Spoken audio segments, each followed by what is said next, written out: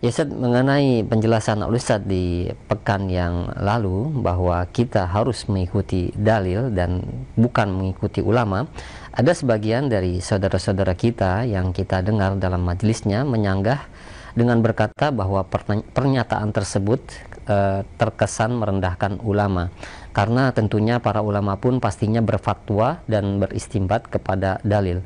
Mohon tanggapan Ustaz. Jazakallahu khair. Alhamdulillah wassalatu wassalamu rasulullah. Itu ulama itu manusia bukan? Nggak, saya mau tanya, ulama itu manusia bukan? Kalau manusia tempat apa? Kesalahan. Kata Nabi, kullu bani Adam khata' wa khairul khata'in at-tawwabun. Setiap anak Adam pernah berbuat salah. Yang terbaik yang berbuat salah yang apa? Taubat kepada Allah. Sekarang saya mau tanya, sahabat nih yang Nabi katakan khairun nas, ada nggak sahabat salah? Ada nggak sahabat salah?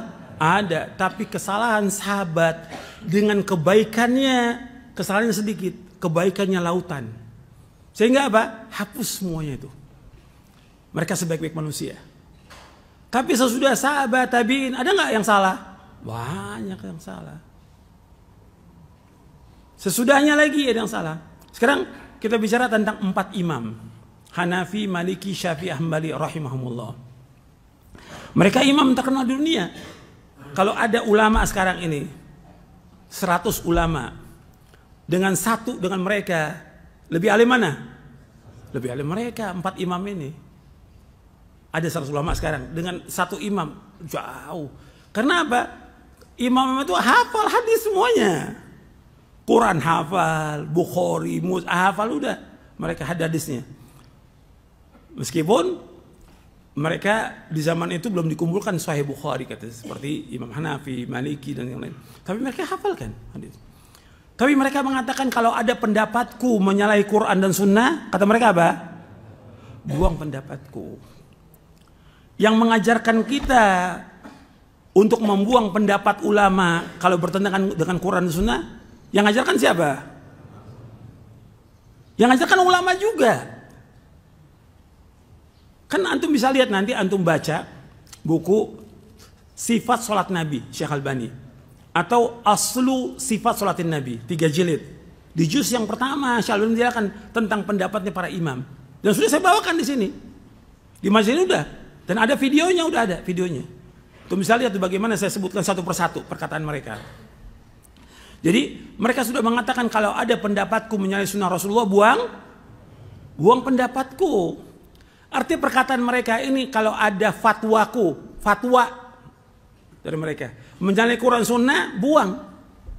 Apa ini merendahkan ulama? Tidak.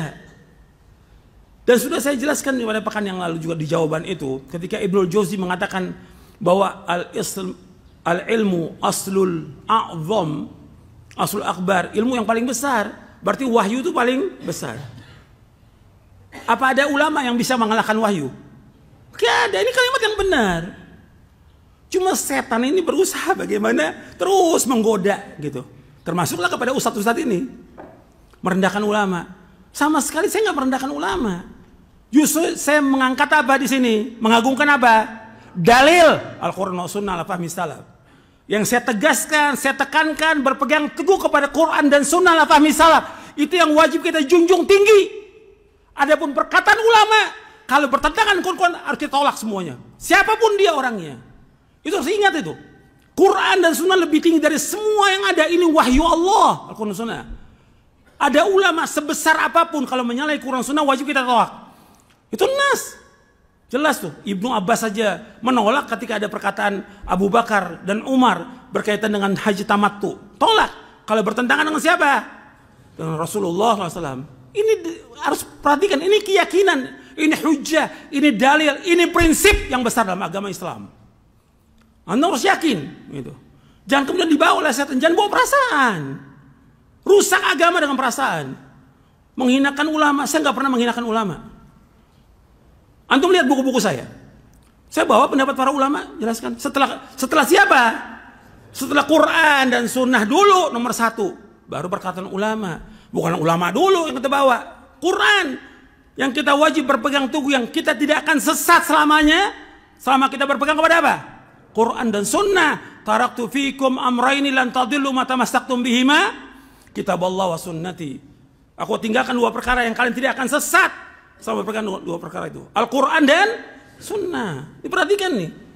Ini kadang-kadang bawa perasaan, nanti dikembangkan lagi oleh setan. Menghinakan ulama. Saya nggak pernah menghinakan ulama. Saya mengajak orang kepada Quran dan Sunnah lah fahmi salaf. Bukan kepada perkataan ulama. Ulama sudah mengatakan kalau ada pendapatku salah, buang. Apa ulama itu maksum? Tidak ada yang maksum ulama. Kalau ada fatwa ulama salah, ada nggak? Banyak, ribuan fatwa ulama salah, ada. Gak ada masalah, itu manusia. Tapi dalil harus kita pegang. Oh, ulama itu apa salah? Aduh, antum lihat deh, baca deh. Bagaimana?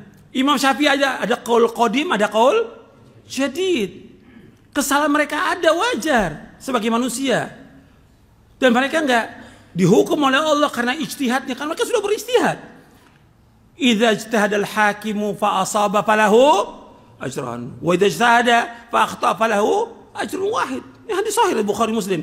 Apabila seorang hakim, seorang ulama, dia berijtihad, kemudian dia benar ijtihadnya, dapat berapa ganjaran? 2. Kalau dia berijtihad, kemudian dia salah, dia dapat berapa? 1 ganjaran. Tapi boleh nggak kita ikut pendapat dia yang salah? Nggak boleh kita ikut. Antum kalau mau baca lagi tentang bagaimana pembelaan para ulama kepada ulama, antum baca bukunya Syekhul Islam Ibnu Taimiyah. Antum catat tuh, Raf'ul Malam Anil A'immatil A'lam. Raf'ul Malam Anil A'immatil A'lam. Ketika Syekhul Islam menyalahkan ulama ini nggak ada masalah. Karena dengan apa? Dengan ilmu. Kalau pendapatnya salah, masa mau dibela? Ada fatwa yang salah, masa mau dibela fatwanya? Ada nggak ulama dalam berfatwa salah? Banyak. Nggak boleh kita ikut ketika dia salah. Apalagi berkaitan dengan nama orang, pribadi orang dari ulama Ahlussunnah. Karena ada fatwa ulama berkaitan dengan pribadi orang yang dia akidahnya Ahlussunnah wal Jamaah, akidah salaf. Dituduh apa mereka? Murji'ah. Ini salah. Ketika salah kita mau ikut, nggak boleh kita mengikuti yang salah. Kalau bilang kita bela ulama, kita juga bela ulama. Ada ulama Ahlussunnah yang wajib kita bela. Jadi harus berpikir kita yang waras, gitu, waras. Kemudian timbangan kita Quran dan Sunnah al-Salam. Jadi jangan pakai perasaan. Ini pakai perasaan. Saya nggak pernah mencela ulama, nggak pernah mengecilkan ulama. Kita hormati. Ketika dia salah, nggak boleh kita ikut. Nggak boleh kita ikut. Dan itu semua penjelasan para ulama juga yang menjelaskan demikian. Jadi antum juga hati-hati itu. Karena itu nanti akan mengajak orang, mengiringi orang untuk kembali lagi kepada apa? Kepada apa? Taklid. Udah taklid. Udah apa kata ulama, fatwa ulama, udah. Ini ada dalil. Oh, kita tolak dalil. Karena udah. Yang ada sekarang kan gitu. Dari ahlul bidah yang ada kan, kita dakwakan, enggak, kiai saya ngomong begini. Usahanya ngomong. Loh, antum kembali lagi kepada mereka. Kita bukan mujtahid, tapi kita disuruh untuk mengikuti apa? Dalil. Yang Allah perintahkan dalam Al-Quran, ikuti apa? Dan sudah saya bawakan dalilnya. Baik dalam surah Al-Baqarah, Al-Isra, Al-An'am. Sudah saya bawakan kemarin dalilnya. Tinggal coba antum renungi lagi. Gitu. Antum dengar lagi videonya, coba dengar lagi. Tapi dengan pikiran yang waras, ya waras itu. Dengan hati yang jernih, tidak ada hasad. Antum nilai itu. Gitu. Kalau belum yakin lagi, baca buku saya berkaitan dengan itu. Di awal buku sifat wudu dan sifat sholat Nabi, saya bawakan perkataan para imam. Antum baca tuh, sifat wudu dan sifat sholat. Yang diterbitkan oleh Pusaka Imam Syafi'i, ada tuh di awalnya saya jelaskan. Bagaimana penjelasan para imam tidak boleh mengikuti pendapat mereka. Wajib mengikuti dalil. Jelas sampai sini? Mudah-mudahan bermanfaat. Wassalamualaikum Muhammadin sallallahu alaihi wasallam. Subhanakallahumma bihamdik asyhadu an la ilaha illa anta astaghfiruka wa atubu ilaik. Assalamualaikum warahmatullahi wabarakatuh.